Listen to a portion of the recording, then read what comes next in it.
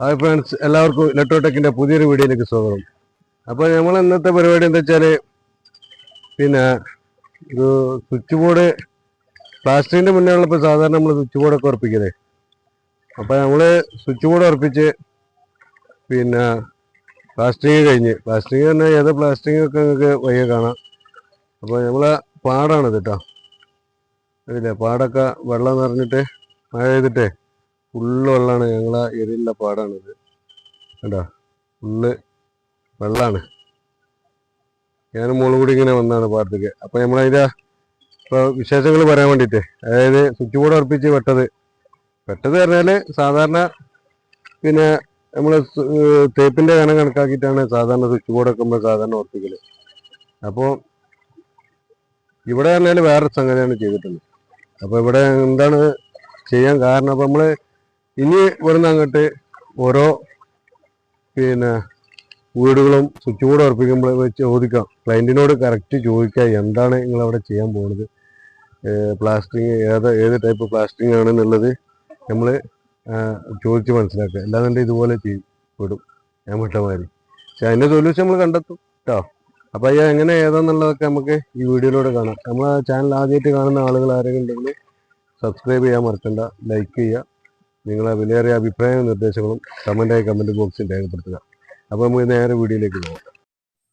അപ്പോൾ ഇവിടെ ഉണ്ട് ഞങ്ങൾ നമുക്ക് സ്വിച്ച് ബോർഡ് ഉറപ്പിച്ചിട്ട് പണി കിട്ടിയ ഒരു സ്ഥലം.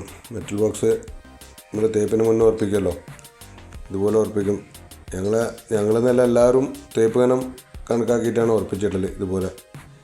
അപ്പോൾ ഇത് ആദ്യം നമ്മൾ ഒരു കാര്യം അന്വേഷിക്കലില്ല, തേപ്പ് എന്താ സംഗതി. ഇവിടെ നമ്മൾ സാധാരണ തേപ്പ് കനാണ് കണക്കാക്കി പോലെയല്ലേ വീട്ടുകാർ പറയാം, ഇന്ന് ഞങ്ങൾ ഇതെല്ലാം വേറെ സംഭവമാണ് ചെയ്യണമെന്നുള്ളത്, അതൊന്നും പറഞ്ഞിട്ടില്ല. അപ്പോൾ തേപ്പിന് കണക്കാക്കിയിട്ട് ഞങ്ങൾ ഉറപ്പിച്ചിട്ടോ. ഇങ്ങനെ വാതിൽകട്ടിൽ വരുന്ന ഭാഗത്തൊക്കെ നമ്മൾ എന്ത് ചെയ്യും, ആ കനം പുറത്തൊക്കെ ഉണ്ടാവുമല്ലോ, ആ കനത്തിന് കണക്കാക്കിയിട്ട് തന്നെയാണ് സ്വിച്ച് ബോർഡുകളൊക്കെ ഉറപ്പിക്കുക. അല്ലാത്ത ഭാഗങ്ങൾ നമ്മൾ സാധാരണ ഒരു തേപ്പ് കനം കണക്കാക്കിയിട്ട് ഇടും. തൂക്കം അവർ ആവറേജ് നോക്കിയിട്ട് തൂക്കം കണക്കാക്കിയിട്ട് ഇടും. പക്ഷെ ഉള്ളിൽ പോയാലും കുഴപ്പമൊന്നുമില്ലല്ലോ, മെറ്റൽ ബോക്സ് അല്ലേ, പുറത്ത് വരരുത്. ഇവിടെ ഈ സൈറ്റിൽ സംഭവിച്ചത് എന്താ വെച്ചാൽ, ഇത് ഈ VV പ്ലാസ്റ്റ് പറഞ്ഞാൽ ഒരു കെമിക്കലാണ് തേക്കുന്നത്, ജർമ്മൻ ടെക്നോളജിയിലുള്ള. ഈ ഒരു പ്ലാസ്റ്റിക് ചെയ്യണോണ്ട് അധികം കനം കയറില്ല.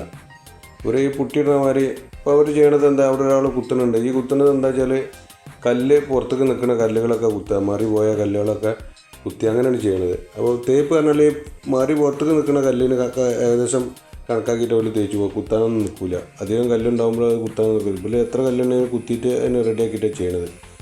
അപ്പോൾ അങ്ങനത്തെ ഒരു സംഭവമാണ് ഇവിടെ വന്നിട്ടുള്ളത്. ഇവരെ തേച്ച് ഈ പ്ലാസ്റ്റിക് കഴിഞ്ഞപ്പോൾ എന്താ പാടെന്ന് വെച്ചാൽ, സ്വിച്ച് ബോർഡൊക്കെ ഇതുപോലെ കുറച്ച് പൊന്തിക്കുന്നുണ്ട്. അപ്പം ഇനിയിപ്പോൾ അതിനൊരു സൊല്യൂഷൻ കാണണം.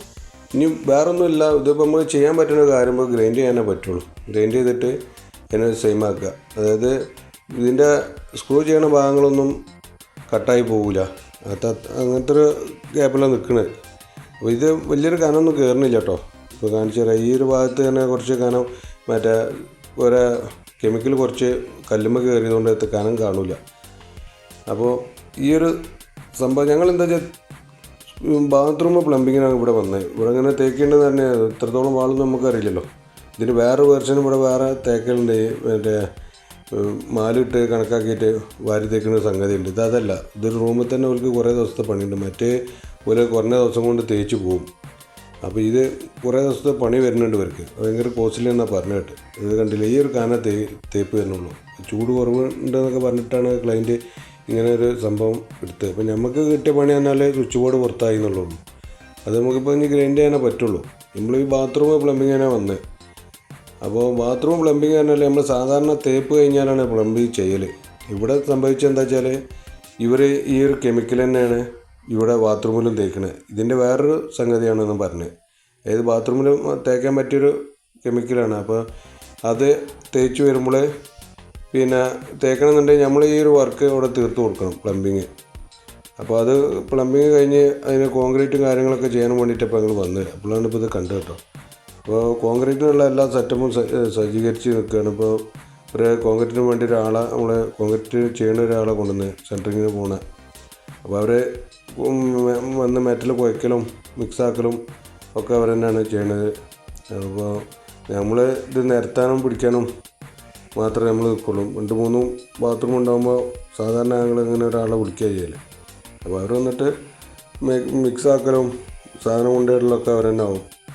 നമ്മൾ 2 പണി കൂടി ഒപ്പം എടുക്കുമ്പോഴേ പണി കുറച്ച് ടൈം എടുക്കും. കാരണം പ്ലംബിങ്ങും അതുപോലെ കോൺക്രീറ്റ് എല്ലാം കൂടി ആകുമ്പോൾ കുറച്ച് റിസ്ക്കാണ്. അപ്പോൾ അതുകൊണ്ട് ഒരാളെ ഒന്നായിട്ടാണ്ട് വിളിക്കുക ചെയ്യല്. അപ്പോൾ ഇതാണ് ഇപ്പോൾ ബാത്റൂം.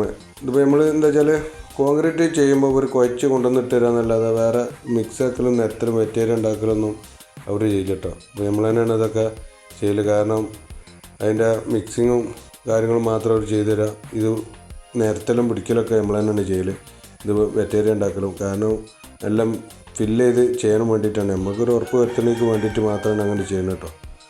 അപ്പോൾ നമുക്കൊരു സമാധാനമാണ്. കാരണം കറക്റ്റ് അതിൻ്റെ ഫില്ലിങ് ആയി എന്നുള്ള നമുക്ക് മനസ്സിലാവും. അവർ ചെയ്ത് റെഡി ആകാനായിട്ടല്ല, ഞങ്ങൾ തന്നെ ചെയ്യണത് എന്താ വെച്ചാൽ ഞങ്ങൾക്കൊരു ഉറപ്പിന് വേണ്ടിയിട്ട് അത്രേ ഉള്ളൂ കേട്ടോ.